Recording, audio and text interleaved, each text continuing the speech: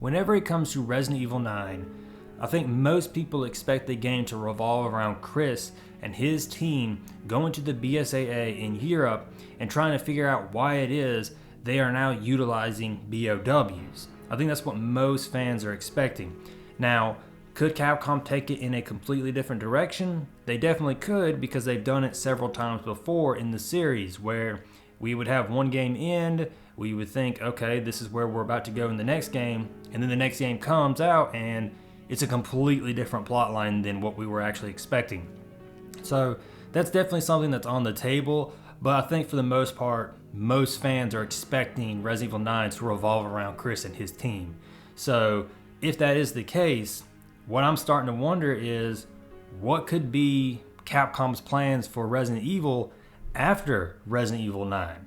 Because after all, we do know that there's the time skip with Rose Winters, and our main characters and everything are starting to get older. So what could Capcom's plans be for Resident Evil after Resident Evil 9? Especially if, like what I suggested in my last video, Chris ends up retiring at the end of Resident Evil 9 from the front lines. What will Capcom's plans be? I think there's obviously a handful of things that they could end up doing. And I have three that I'm going to talk about in this video that I think they could end up doing. And I'll start off with the one that I personally would like to see the most. And that would be that I would like for Capcom, after Resident Evil 9, to sort of focus around the other legacy characters. You know, Chris has had his time to shine for a while in the background of 7 and 8, and then presumably he'll be the main character in Resident Evil 9. So for a hypothetical Resident Evil 9, I would like to focus in on someone like Jill and see what she was doing around the same time that Chris was doing his thing in 7 and 8. I think that'd be really cool to see. We could hear her story and kind of experience that, and then at the end, give her character a proper send-off. And then maybe with a Resident Evil 10, you know, we're going way out there now, but maybe Leon is the main character and we give him a proper send-off. But that's essentially what I would like to see. I would like to see the other legacy characters get proper send-offs within the next few installments after Resident Evil 9. I think that is sort of the direction that they need to take it. They don't need to just forget about the legacy characters and move on. They do need to give those characters proper send-off. So that's something that I would like to see. Something else that I could see Capcom doing would be to bring forth another Ethan Winters type of character, where this character obviously would have no experience taking on BOWs or anything like that. And with that, it would allow for Capcom to capitalize on the horror aspect of the series. Now, I think there are two ways that they could go about doing this. The first one would be to truly bring forth another Ethan Winters type of character. I'm talking, there's no face model, it's in first person, and the character has zero combat experience at all. On top of which, it's your personality that is reflected upon the character. So they could go in that direction again. Personally, I wouldn't want to see that because I really wasn't a big fan of Ethan Winters. What I would prefer to see is I would like to see Capcom bring forth a more traditional style character. Basically, someone who actually has a face model, they're in third person, and they have some level of combat experience. Not against BOWs, but just combat experience in general. Because even our original characters from the original trilogy had some level of combat experience. For example, Chris and Jill, they were former military on top of their STARS training. Leon had just got out of the police academy, so he had the police academy training. And even Claire, who was a college student during Resident Evil 2, had some level of basic training tips from her brother. So everyone had some level of combat training experience, whereas with Ethan, he had literally nothing during Resident Evil 7. He was just some sort of guy. That was it. So I would really like to see, if they were to do another Ethan Winters type of character, for them to be more traditional, like what we had in the original trilogy, rather than be a carbon copy of what Ethan Winters was. That would just be me personally. The one negative thing that I see with Capcom going in this route, though, is, like with my first point, though, the legacy characters don't get a proper send-off if they go in this direction. They kind of get forgotten about. They just move on from the legacy characters and they bring in another Ethan Winters type of character, and I think that would be really unfortunate.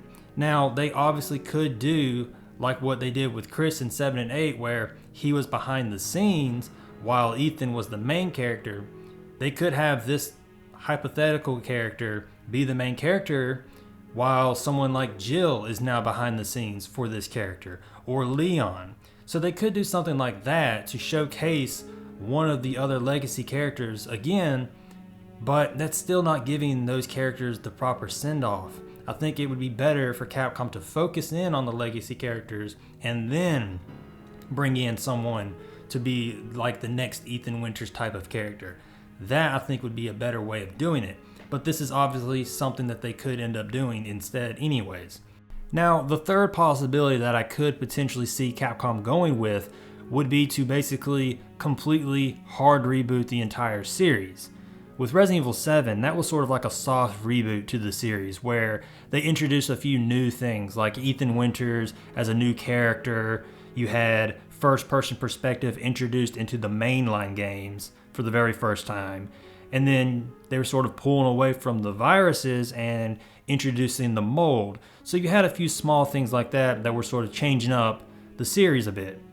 Then, at the same time, you still had the original lore intact. Like the previous game's history was still there. The Spencer Mansion still happened. Umbrella still happened.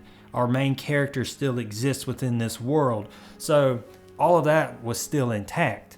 And even with like Resident Evil 8, which is just the continuation of Ethan's story, they made connections to old lore with Oswell being the student of Mother Miranda and him taking inspiration of her Colt's design to make the Umbrella logo. So you had little things like that kind of connecting old lore with new lore. So Resident Evil 7 was essentially a soft reboot of the franchise. But if they were to do a hard reboot, that would be much bigger, obviously, because then what you're talking about is taking 30 years worth of lore and deleting it, getting rid of it, and ending it right then and there. And that's a big thing to do because 30 years is a very long time. That's a lot of lore and a lot of games that you're talking about making irrelevant, essentially, because you would end that universe and you would start a new one instead. And that could come with huge risk because if they were to do a hard reboot on the franchise and it doesn't land, then that could potentially end Resident Evil as we know it. Take Mortal Kombat, for example. That is a franchise that has had a few reboots over the years, and in my opinion, from a story perspective, they just haven't been as good as they were back in the Midway days.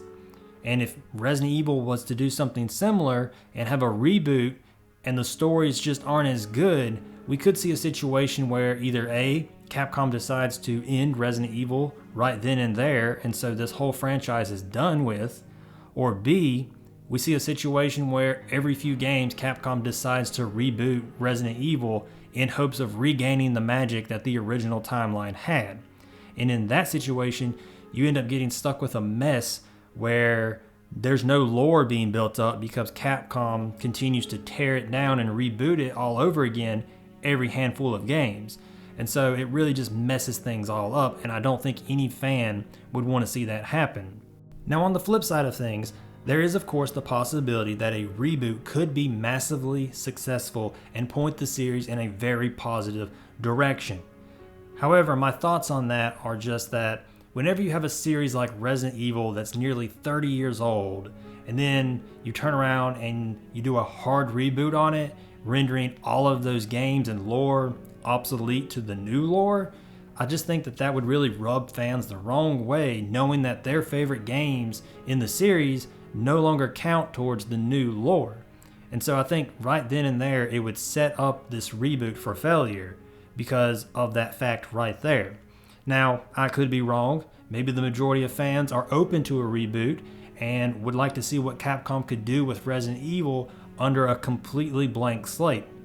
And if that's your thoughts, let me know in the comments. Which of these three scenarios that I've kind of talked about in this video would you actually like to see Capcom do post Resident Evil 9? Or is there something that you thought of that you think they should do instead? Let me know in the comments. I'm going to go ahead and wrap up this video here, and I shall see you all on the next one. See you then.